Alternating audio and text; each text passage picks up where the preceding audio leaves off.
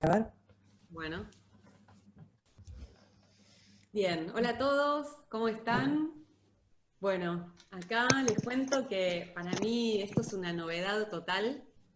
Es algo que, bueno, que como ya les conté en algunos mensajes, los que están desde el principio, es algo que me tiene muy sorprendida por la difusión, así que gracias a cada uno de ustedes que pudo estar ahí desde temprano. Y bueno, les cuento, mi nombre es Valeria de Guis. Soy de Argentina, ¿sí? Y soy cofundadora y miembro de la comunidad Camino al Cero. En la comunidad Camino al Cero lo que hacemos es desplegar información acerca de los campos biológicos de realidad y de la decodificación, ¿no? De esos campos. Decodificación de campos biológicos y de realidad es lo que hacemos. Así que bueno, vamos a iniciar esto. Hoy es lunes 23 de marzo, ¿sí? Y la intención de estas charlas es poder compartir en función de este contexto de realidad que estamos transitando a nivel mundial. Esto me parece ya como que es muy impactante. Hay un suceso que nos está atravesando a todos y nos tiene a todos en una casi misma realidad compartida que es esta cuarentena. Entonces, la semana pasada, en función de las noticias en mi país y de la decisión del gobierno de realizar el toque de queda, se me ocurrió que podía ponerme disponible esta semana a compartir esta información con todo aquel que resuene en mirar esta realidad con otros ojos. Entonces, lo que voy a estar haciendo esta semana, los voy adentrando un poquito de qué se va a tratar. Hoy es lunes y hasta el día viernes, todos los días a las 16 horas, voy a brindar una charla de alrededor de entre 40 y 45 minutos y voy a estar presentando lo que es la base de mis argumentos, ¿no? La base de mi labor como terapeuta en esta función de la decodificación. Las bases de este desarrollo están ligados a las 5 leyes biológicas descubiertas por el doctor Hammer, y por otro lado lo que aplica a las estructuras espaciotemporales que han sido desarrolladas por Alejandro Casado. Entonces, la intención es hacerle llegar las bases de esta información de la manera más sencilla que yo tenga a mi alcance. Estoy acá con el machete porque toda esta información, digamos, es como demasiado estructurada para mí. Así que bueno, la estructura de las charlas va a ser esa, va a ser de lunes a viernes a las 16 horas con una duración de entre 40 y 45 minutos. Durante esas charlas solo va a estar abierto el chat, ¿sí? En el chat ustedes van a poder escribir sus inquietudes, sus preguntas, lo que sea que no hayan entendido, lo pueden evacuar en esa área. Y lo que vamos a hacer es que del martes hasta el viernes por lo menos, o quizás hasta el sábado, estoy viéndolo, se van a armar conversatorios. Los conversatorios van van a abrirse a las 11 de la mañana, todos los días. ¿Sí? A partir de mañana, a las 11 horas, va a haber un conversatorio. ¿Qué vamos a hacer en esos conversatorios? Resolver las inquietudes de la charla del día anterior. ¿Sí? Entonces, la charla de hoy va a terminar alrededor de las 16:45 y mañana a las 11 de la mañana vamos a hacer el conversatorio sobre las inquietudes que surjan de la charla de hoy, ¿sí? Y así va a ir sucediendo a lo largo de la semana con las charlas restantes. Quien me está dando una mano enorme y tengo que darle un agradecimiento infinito en este momento con todas estas conexiones es Isabel Nocetti, ¿sí? Así que, bueno, primero, gracias Isabel, y segundo, a todos los que tengan dudas en relación a las estructuras espaciotemporales también van a poder indagar en sus canales. Creo que muchas cosas pueden llegar a surgir de este movimiento que estamos iniciando hoy, ¿sí? Porque la información es inmensa y estamos todos también en ánimos de compartir. Así que yo estoy abierta también a compartir en los próximos días. Si ustedes están en los grupos de WhatsApp, ¿sí? Yo voy a estar enviando información en relación a todo esto que vamos a estar explicando, ¿sí? Para que ustedes profundicen si lo desean, conectar con referentes, con personas que ya venimos desplegando esto desde hace mucho tiempo, para evacuar, ¿no? Todo esto, toda esta serie de inquietudes que pueden surgir a partir de hoy. Y bueno, pasamos entonces a lo que va a ser el tema de la charla de hoy. Mi intención hoy es abrir para ustedes el contenido que aplica a la primera ley de Hammer, ¿sí? Es un contenido sumamente sencillo, pero lo que yo hice es que este contenido lo enlacé con otras comprensiones, que tienen que ver con las estructuras espaciotemporales. Y voy a usar también algunas herramientas que yo aprendí, estoy por certificar como coach ontológico profesional, entonces estoy usando algunas de esas herramientas porque me parecen más didácticas. Así que si alguno de ustedes quizás viene de esa área, se va a encontrar con algunos elementos conocidos, pero yo no voy a ser leal a todas esas informaciones, ¿sí? Sino que simplemente voy a tratar de comunicarles todo esto que para mí es importante, es mi propio recorte, y bueno, voy a utilizar todos estos recursos. Para empezar, antes de arrancar con el contenido, lo que yo les voy a dar es una tarea, ¿sí? Una tarea que a ustedes les va a servir a lo largo de los 5 encuentros, si participan de todos, e incluso de los conversatorios. La consigna que les voy a pasar hoy es que mientras van escuchando la información, dejen que venga a su memoria y transcriban esto. Se van a armar una lista de todos los eventos o situaciones que han transitado a lo largo de su vida y que ustedes las hayan vivenciado como un conflicto dramático, ¿sí? O desbordante, o desafiante, y van a armar una lista con estas situaciones. ¿De qué se trataron estas situaciones más difíciles o desafiantes o dramáticas que transitaron a lo largo de su vida? Vamos a estar sacando provecho de estas situaciones. A partir de la información que voy a compartir hoy, ustedes van a tener la posibilidad de indagar en estas historias desde un lugar diferente, ¿sí? Y ese es ante todo el propósito y la finalidad de la charla que voy a brindar hoy. Bien, Isa, ¿sabés que me doy cuenta que yo no me veo en la pantalla? Tengo en la pantalla grande, digamos, a otra persona. No sé si estará, a ver, pará, no, soy yo la que lo tiene que corregir. Vista del hablante.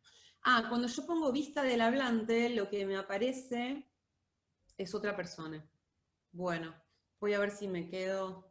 No, me veo muy chiquitita. Bien, disculpen todos. Pero Ante está todo también... en la pantalla, quédate tranquila. Ok. Bueno, ante todo, contarle a todos que tanto Isabel como yo estamos entrenándonos en esto, sí, es nuevo. No estoy muy familiarizada con la plataforma, la uso para cosas muy básicas y de pronto esto está desbordando mi capacidad de gestión, ¿sí? Así que bueno, estoy ahí medio transitando la zona de conflicto, ¿sí? La zona de límite. Bien, vamos a entrar en lo que refiere a la primera ley de Hammer. Primero les voy a contar que Hammer fue un médico alemán que alrededor del año 79, ¿sí? Ya él era científico, ya él estaba aplicado a la ciencia, vive una situación dramática, ¿sí? Vive una situación que para él sin dudas y para toda la humanidad iba a ser un antes y un después. Él sufre la pérdida de su hijo y a partir de esa vivencia dramática, él enferma. Se enferma de un cáncer de testículos y la mamá de su hijo se enferma de un cáncer de ovarios. Es a partir de este evento dramático que Hammer empieza a sentir la profunda inquietud por indagar e investigar acerca del origen de la enfermedad. Primero porque él se consideraba una persona sana, ¿sí? Entonces llamaba mucho la atención que habiendo sido una persona tan sana a lo largo de su vida, de pronto estuviera ahora transitando una enfermedad que era equivalente a la de la mamá de su hijo, ¿sí? Estaban los dos transitando una enfermedad relacionada con las gónadas, con la capacidad de engendrar nueva vida, y esto estaba ligado también a este drama que era la pérdida de un hijo, ¿no?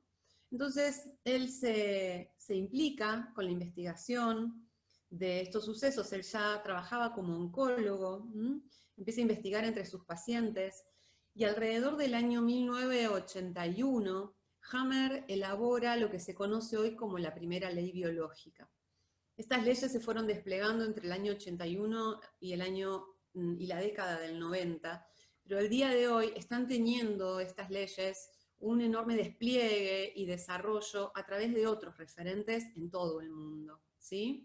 Entonces, yo lo que quiero es que ustedes no tomen como un rango de verdad, no pongan en un rango de verdad lo que yo voy a compartirles hoy, por el contrario, tómenlo si les inquieta como un punto inicial para empezar a indagar en algo que les puede transformar la forma de vivir, ¿no? Así que simplemente yo les pido que estén disponibles a esto, todas sus preguntas e inquietudes son válidas, y luego depende de ustedes hacerse el espacio para seguir profundizando y expandiéndose en este ámbito, ¿sí? Así que lo que les voy a contar en relación a la primera ley de Hammer son algunas cuestiones estructurales.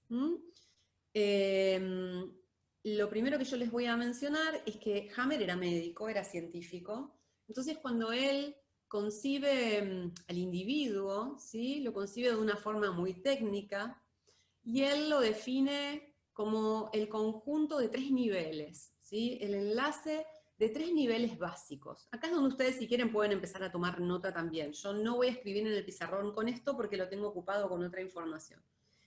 Los 3 niveles que constituyen a todo ser vivo para Hammer son el campo psíquico y el campo biológico, ¿sí? Y luego él entiende al campo cerebral, al cerebro en sí mismo, al órgano cerebral, como el procesador, ¿sí? O recurso a través del cual se sincronizan nuestra psique con la biología, es decir, nuestro psiquismo con nuestros órganos. Les voy a definir primero lo que aplica al campo biológico. Como campo biológico o como nivel biológico vamos a referirnos a nuestro cuerpo, ¿sí? A la biología como envase, ¿sí? A la biología como contenedor de un campo de información que va a ser el nivel psíquico, ¿sí? Y como nivel psíquico, como psique, para Hammer, no es lo mismo que para el psicoanálisis. Para Hammer, el campo psíquico abarca todos los archivos de memoria que contienen y que operan en el comportamiento de un ser vivo, ¿sí? Para la psicología, dependiendo de la corriente, ¿sí? Esta memoria psíquica contiene los archivos de las experiencias de la propia vida, de la propia existencia. Para Hammer, este campo es mucho más amplio, ¿sí? Porque por un lado incluye al ámbito individual psíquico, lo que vamos a llamar biografía personal. Es el archivo de información que se corresponde con todas las experiencias de tu vida, desde que naciste hasta el presente. Esa experiencia de vida está contenida en un archivo que te es propio, que es biográfico, el de tu propia historia. Pero hay archivos que anteceden a esa memoria. Por lo tanto, esta memoria biográfica va a estar contenida dentro de otra memoria, que es una memoria, podríamos llamarla, genealógica, ¿sí? Vieron que los decodificadores trabajamos mucho con el árbol genealógico.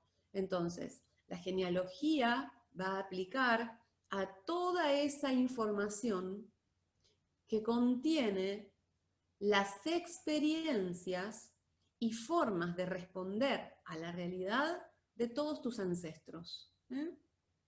¿Y hasta dónde se extiende esa memoria genealógica?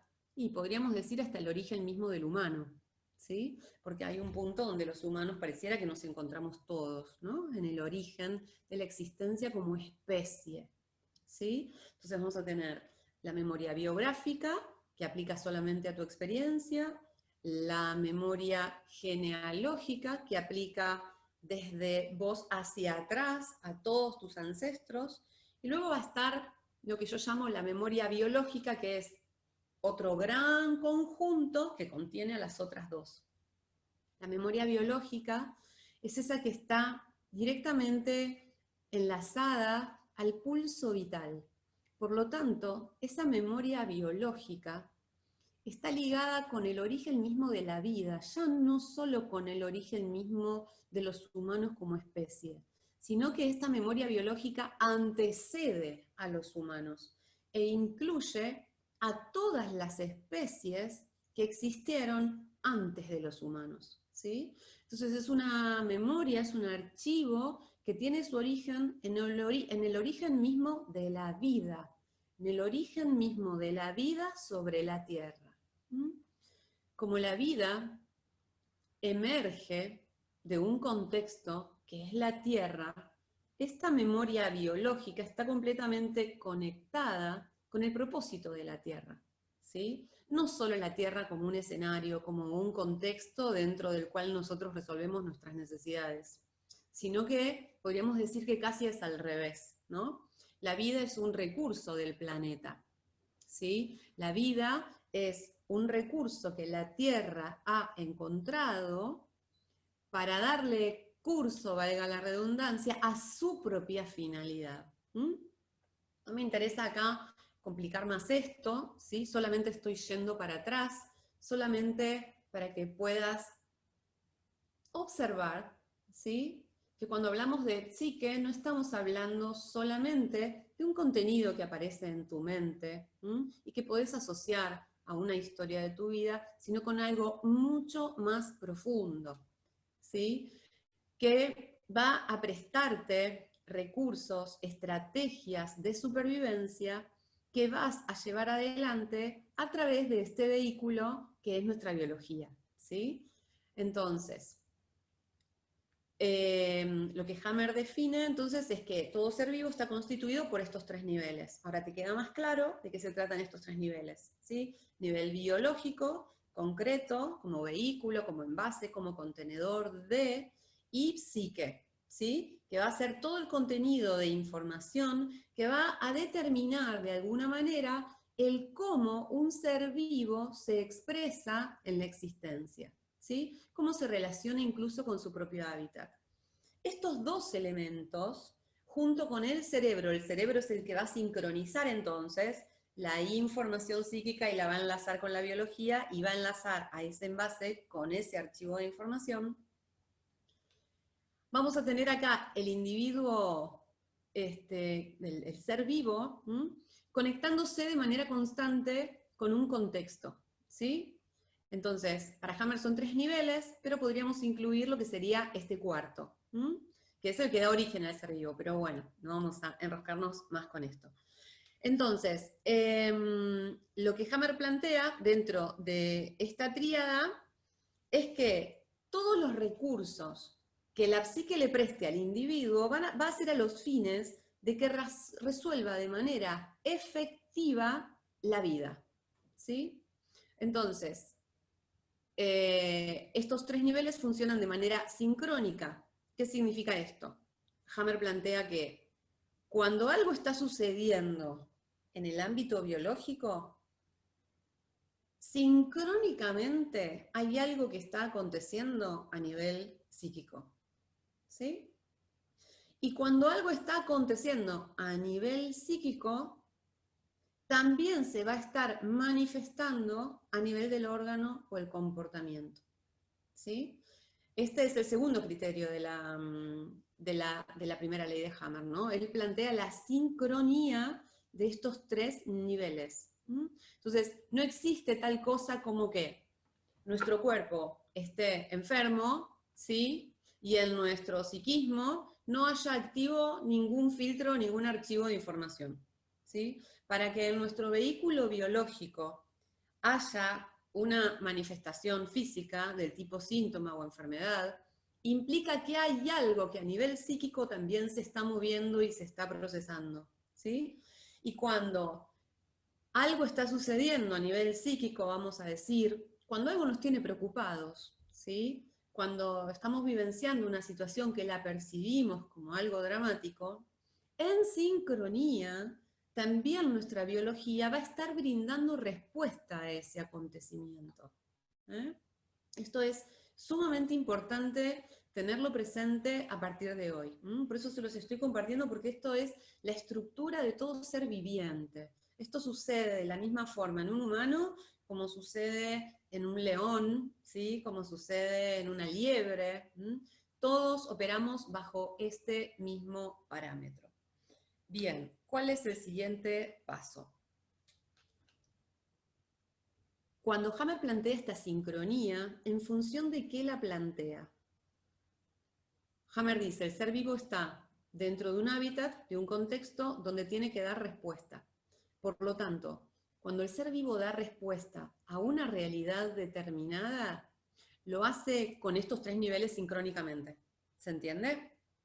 Esto es muy importante. Ahora, ¿cómo tiene que ser esa situación? ¿Cómo tiene que ser un evento para que este ser vivo active, gatille, se dice habitualmente, una reacción?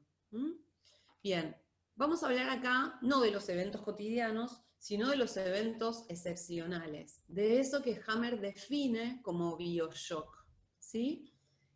Eso que Hammer define como bioshock es lo que va a detonar un tipo de respuesta muy específica, que es lo que nosotros conocemos como cambio del comportamiento, síntoma o enfermedad, ¿sí?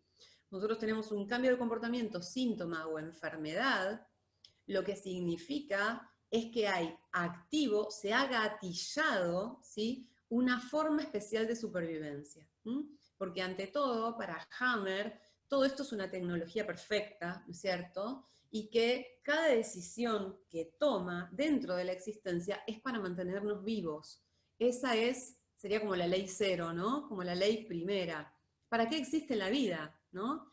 Para seguir viviendo. Como que la finalidad de la vida sería la vida misma. Entonces, todas las respuestas automáticas que brinda el ser vivo frente a la existencia tienen por última finalidad el seguir viviendo, es la supervivencia. Hammer plantea que para que un síntoma o enfermedad aparezcan, tiene que detonarse lo que se conoce como bioshock o shock biológico. Eso va a dar inicio a lo que luego va a definir como programa sensato de supervivencia, que es lo que nosotros vamos a definir como síntoma o enfermedad. Les voy a contar primero de qué se tratan las características de un bioshock. ¿Qué características o qué cualidades tiene que tener un evento para que se considere bioshock? Por lo tanto, para que dé inicio a un síntoma o enfermedad. Ese evento tiene 4 características de base. La primera característica es que acontece de manera inesperada. Para esto van a empezar a usar la lista que estuvieron armando, ¿sí? Porque se supone que muchos de esos eventos que ustedes redactaron en su lista van a coincidir con estas características. Entonces, voy otra vez.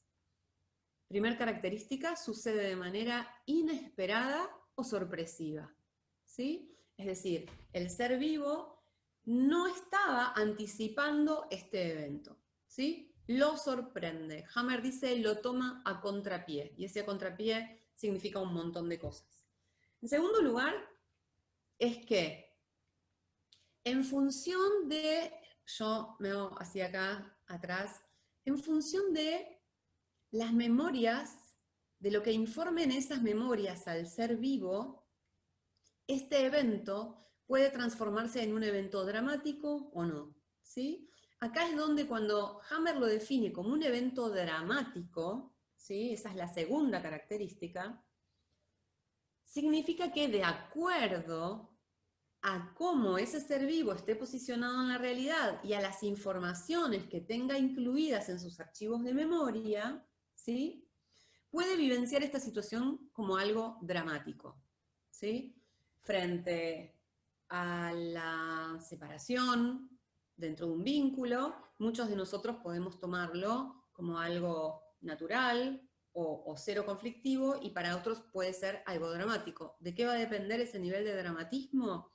De los archivos de información que tiene cargados en su psiquismo, ¿sí? O sea, es a nivel psíquico que este individuo va a estar recibiendo el cómo dar respuesta a la situación inesperada. Esta situación inesperada se transforma en algo dramático en función de cómo este ser vivo tenga cargada la información respecto de ese suceso. ¿Cuáles fueron las consecuencias en instancias del pasado? El pasado aparece como referencia acá, ¿sí? La tercera característica es que este individuo lo vive de manera aislada o en soledad. ¿Qué significa que la persona lo vive o el individuo lo vive de manera aislada o en soledad? Que esta situación que desborda, ¿sí? Que es intensa, que desborda su capacidad de respuesta, no puede transmitirla a otro o compartirla con otro de manera completa. Muchas veces uno se comunica con otros y dice, no tengo palabras para contarte lo que estoy viviendo, ¿no? Por ahí alguien me dice, bueno, contame cómo te sentís. Mira, no tengo palabras para decirte lo que me está pasando. Ese es un indicador de la vivencia de aislamiento, ¿sí? Hay algo que no puedo traducir en palabras, hay algo que con todos los recursos que tengo no puedo terminar de transmitir o de expresar. Ustedes saben que para la psicología la palabra es sumamente importante. Hemos sustituido las acciones con las palabras y este ítem es muy importante, tiene mucho que ver con esta habilidad, de poder expresar, de poder decir, de no estar inhibido en esa expresión. Y por último, es este concepto que se resume en la inhibición del accionar, que es que frente a esta situación inesperada y dramática, el individuo no encuentra solución. ¿Qué significa que no encuentra solución? Que en el instante de la vivencia no encuentra una solución válida desde lo que él percibe que sería una solución. ¿Sí? Entonces, todas estas condiciones de lo que Hammer define como bioshock se podrían resumir en inhibición en la acción. Estar inhibido en el accionar, a partir de ahora, contiene entonces todos estos componentes. Inhibido en el accionar frente a una situación que es inesperada, que la vivo de manera dramática y que también me percibo aislado o en soledad respecto de ella. ¿Sí? Estos son los componentes más importantes de este criterio, ¿sí? Entonces, hasta acá estaríamos con lo que refiere a los componentes de la primera ley, ¿sí? Como para resumir, yo les tengo que contar que un bioshock está constituido por estos elementos, un evento inesperado, frente al cual un ser vivo, que está compuesto por estos tres niveles, psique, órgano y cerebro, percibe que no tiene capacidad de responder o se encuentra limitado, inhibido en su accionar, ¿sí? Ya sea porque es reprimido en su acción o porque siente que no está a la altura de la situación. Como acá hay un componente que es súper importante, que tiene que ver con este aspecto psíquico y por lo tanto con la posición que tenemos como individuos frente a los sucesos, a mí se me ocurrió enlazar toda esta información que les estoy compartiendo con un esquema que se define como el del modelo del observador, que es un esquema que aprendí estudiando coaching ontológico, y que ahora se los voy a compartir a través de una pantalla, ¿sí? Yo lo que hice fue abrir, expandir un poco más ese concepto, para luego poder cerrar en el para qué yo quise compartirles hoy esta primera ley, ¿sí? Mañana vamos a estar trabajando sobre la segunda y ya nos vamos a ir acercando más a la finalidad de la comprensión de este contexto que estamos transitando juntos. Así que, si tienen ganas, pueden escribir en el chat también las inquietudes que tengan. Y recuerden que mañana a las 11 vamos a estar abriendo el conversatorio para gestionar esas preguntas. Paso a compartirles pantalla por acá. Entonces, la pizarra que tengo acá atrás, Isabel tuvo la idea excelente de que saque una foto y se las comparta, ¿sí? Porque si no, yo iba a estar a distancia y no se iba a ver claramente. Así que espero que todos tengan acceso a esto. Ustedes van a ver que yo muevo el cursor. Con el cursor van a poder seguir de qué se tratan estos conceptos que quiero compartirles, ¿sí? Me voy a mover un poquito del esquema tradicional de Hammer, Y yo voy a empezar a llamar a este individuo, ¿sí? Lo voy a llamar observador, tal como está definido en este modelo del observador, ¿sí? También lo podríamos llamar sujeto, ¿sí? Cuando yo estudiaba psicología me acuerdo que Freud llamaba al individuo, lo definió como sujeto. ¿Sujeto de qué? Del inconsciente, decía Freud, ¿no? Somos sujetos del inconsciente. Como estos sujetos, más de 120 años después de la teoría de Freud, hemos ido expandiendo mucho nuestra habilidad para estar acá en la realidad. Yo hoy lo defino como somos un sujeto de la realidad, ¿no? Y somos un sujeto del espacio-tiempo en el que vivimos también. Pero bueno, lo vamos a dejar resumido acá como observador, ¿sí? Tenemos acá un observador y lo que tenemos enfrente, en el extremo opuesto, es una R, que es la R de la realidad, ¿sí? ¿Qué le pasa a este observador con la realidad?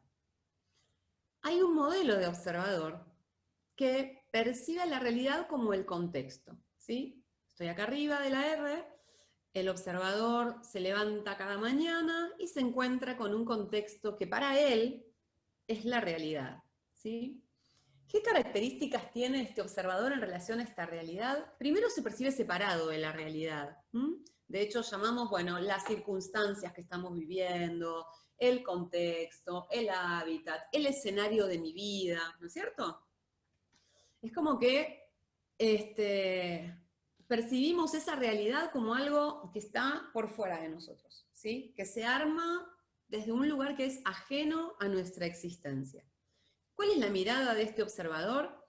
Este observador, como está configurado en filtros, ¿sí? En memorias que lo anteceden, en primer lugar, y acá tenemos sobre la izquierda de qué se tratan esos filtros, tal como les mencioné, la memoria biográfica, la memoria genealógica, la memoria biológica, ¿sí? Este observador se levanta por la mañana con sus necesidades y en función de lo que tiene instalado en estos filtros, recorta la realidad, ¿sí? La realidad, si ustedes la imaginan ahora, solo figúrense, ubicados en el núcleo del planeta e imagínense toda su superficie. Es como una gran alfombra de situaciones en este mismo instante. Todo el planeta está como tapizado de situaciones que cada habitante del planeta recorta por sí mismo y define como su propia realidad. ¿Sí?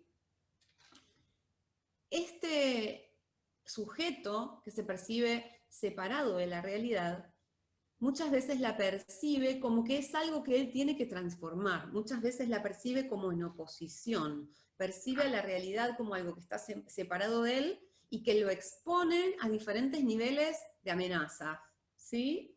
De situaciones conflictivas. Entonces, ¿qué hace este observador? Toma acciones, esta es la A que está en el medio, ¿sí? A través de las cuales pretende cambiar la realidad. Ahora, si nos vamos a este parámetro previo, que es que el observador, por su constitución estructural, hace un recorte de la realidad, lo que vamos a entender es que este observador, este sujeto, no ve la realidad completa. ¿Se entiende? Solo ve la parte que él, de acuerdo a su propia configuración, puede recortar. Y estos recortes van a estar completamente seteados, ¿sí? O interferidos por, operados, vamos a decir, no interferidos, operados por necesidades, por valores, que vienen de dónde. Si vienen de una memoria, vienen del pasado, ¿sí? Si vienen de una memoria, vienen del pasado. Esto es casi sentido común, ¿sí? Entonces, lo que tenemos acá es un observador que está posicionado frente a una realidad de la que no puede captar absolutamente todos sus elementos, que muchas veces la percibe separado del mismo, la percibe como una amenaza, y él lo que hace es arremeter con acciones para intentar modificar esa realidad, ¿sí? ¿En función de qué? En función de sus necesidades y de lo que estas memorias desde el pasado le informan. Esto tiene una finalidad para la existencia, esto tiene una función, ¿sí? Si nosotros vaciáramos esa memoria todos los días, seríamos como tontos dentro de la realidad, ¿sí? Entonces, toda esa información tiene una función, y es brindarnos estrategias que han sido efectivas en el pasado para que yo pueda adaptarme al presente, ¿sí? Eso es muy importante, adaptarme a la realidad que me toca vivir. Y es gracias a esa memoria del pasado que el 90% de las situaciones que transitamos no representan un conflicto para nosotros. Quizás algo que hace 30 años representaba un conflicto, hoy, en función de que lo transitamos un montón de veces, ya no nos resulta tan conflictivo. ¿Por qué? Gracias a estas memorias del pasado, ¿sí? Gracias a la memoria biográfica que me dice, che, vale, pasaste un montón de veces por acá, ¿por qué estás tan nerviosa? ¿No? Entonces, hay algo que yo ahí puedo ver y digo, claro, todas las otras veces que pasé por acá sobreviví. Entonces, miedo a morirme no debería tener. Entonces ya puedo indagar en otras zonas de ese miedo, ¿sí? Pero esta memoria me permite que yo no viva esta nueva situación como algo que atenta contra mi vida. Ahora, ¿qué tiene esta realidad de particular? Si miramos esta realidad del observador, ¿sí? Esta realidad va a tener la medida de quien la observa, ¿sí? Va a tener la medida y las características de quien la observa. Porque este observador lo único que está haciendo es, se trae de sus memorias y distingue, califica los sucesos de la realidad. Ahora, hay otra modalidad de realidad, otra instancia de realidad, que es lo que yo voy a tratar de definir como la existencia misma, así no queda tan separado. Yo acá lo puse todo junto, pero si ustedes quieren, lo podemos como separar, ¿sí? Volviendo al punto inicial, un instante. Lo que va a hacer este primer observador respecto de la realidad que él recorta es interpretarla, ¿sí? En esa interpretación, lo que va a haber es un margen de error, ¿sí? Es esto de lo que estábamos hablando recién. Se trae desde sus archivos de memoria una definición para calificar, interpretar la realidad, y en función de esa interpretación va a armar sus acciones. Por lo tanto, las acciones también van a estar condicionadas por esa memoria que lo está operando, ¿sí? Hay otra instancia de realidad, hay otro rango de realidad, que es lo que vamos a definir como la existencia misma. La existencia en sí misma es neutra, ¿sí? La existencia en sí misma, tal y como la Tierra la emite, digamos, a la superficie, es neutra, ¿sí? No tiene la finalidad ni de atacar, ni de amenazar al sujeto, ¿sí? No tiene una personalidad que se levanta cada mañana y dice, hoy me levanté con ganas de hacerle la vida imposible a, ¿no? Y entonces ahí estamos nosotros siendo aplastados por la realidad, ¿no? La idea es que la realidad es una estructura sumamente compleja, ¿sí? Que emerge de la interacción de un montón de elementos que incluyen a la Tierra, ¿sí? Y que también incluyen al Sol, y que incluyen a conjuntos mucho más amplios que van a ser nuestro propio sistema solar y otros sistemas solares que contienen a nuestro sistema solar. Entonces, aquí tienen por debajo, como si fuera el renglón de abajo, el renglón inferior, perdón que dejé de mover el cursor. ¿Ven que hay acá una conexión entre la R y la O que viene por abajo? Acá donde figuran estas tres letras, que dicen EET. Ese EET significa estructura espacio-temporal. Esta definición de realidad tiene que ver con la realidad como parte de una estructura espacio-temporal que es mucho más amplia, que la excede, ¿sí? Por lo tanto, la realidad excede al observador y esa realidad está incluida de otro conjunto que también la excede, que es la estructura espacio-temporal misma, ¿sí? Bien, esta estructura espacio-temporal que se expresa a través de un montón de elementos que yo traté como de expresarlos, a ver, estaría acá en el orden tierra, ¿se entiende? Acá en el orden tierra, ¿sí? Está el observador. Este observador está completamente vinculado con ese entorno que vamos a llamar la existencia que emerge de la Tierra, quienes tienen nociones de estructuras espaciotemporales saben que acá hay un margen de error, ¿sí? Pero lo vamos a dejar así para que el común lo entienda. Entonces, este observador opera sobre la Tierra, pero no está separado de la Tierra. Está completamente implicado con ella. ¿De qué manera está implicado con la Tierra? A través del contexto que la Tierra le presta, ¿sí?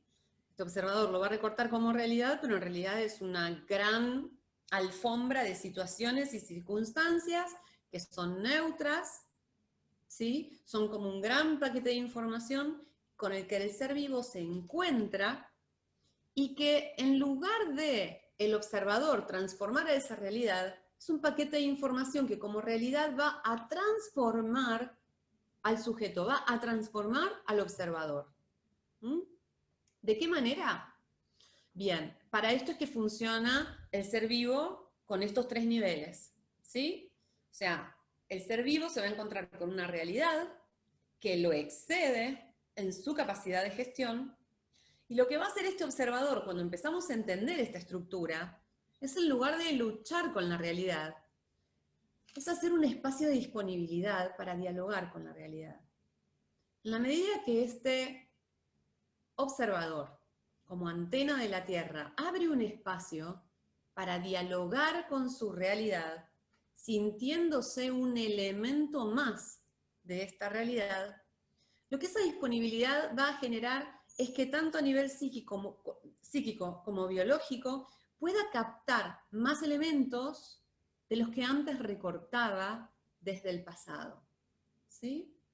Entonces, fíjense cómo nosotros estamos siendo operados acá en este mismo instante por un montón de informaciones que vienen del pasado. Pero en este mismo instante tengo la oportunidad de soltar esas informaciones que vienen del pasado y hacer un espacio y ponerme disponible a lo nuevo que me está trayendo esta realidad.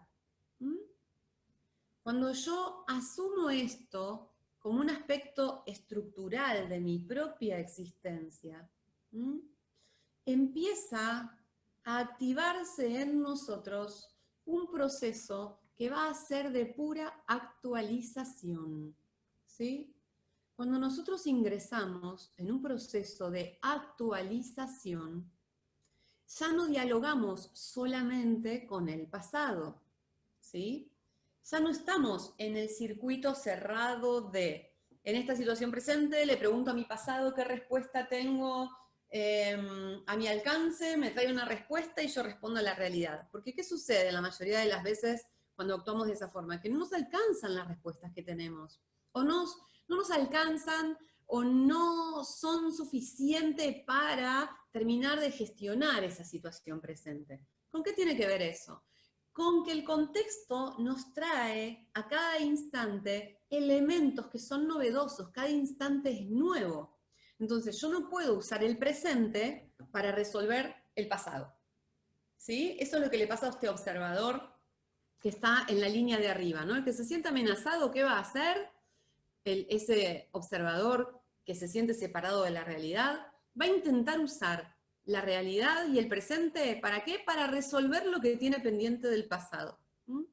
A diferencia de este observador, ¿sí?, que va a estar conectado con la realidad, entendiendo que la realidad es neutra y que todas las informaciones que aparecen gracias a este instante presente, a través de esta realidad, vienen a expandirlo, vienen a actualizarlo, viene a que se cuestione en sus herramientas para sobrevivir, para que se actualicen sus estrategias de supervivencia. Entonces, como que la tarea, digamos, a la actualización de este observador vendría, en lugar de interpretar tanto la realidad, el desafío sería soltar un poco esas interpretaciones, ¿sí?, dejarlas como en pausa, poder cuestionarlas, en vez de validarlas de manera constante, y abrirse a percibir el diálogo que lo enlaza con la realidad, ¿sí? Abrirse al diálogo con los sucesos de su vida, abrirse al diálogo con las circunstancias cotidianas, abrirse al diálogo y distinguir dónde está lo nuevo hoy, dónde está lo nuevo para mí en este mismo instante, ¿sí? ¿Estoy pudiendo captar eso o estoy como siendo operado por estas memorias que solamente distinguen y me dicen, no, Valeria, estás en el mismo lugar que ayer porque estás en cuarentena, estás en tu misma casa, en las mismas paredes, ¿no? Hay una parte mía que está distinguiendo todo esto y dice, estás en el mismo lugar que ayer, ¿sí? Pero hay otra parte mía que yo puedo poner disponible al presente y decir, ¿qué hay de novedoso para mí en este instante?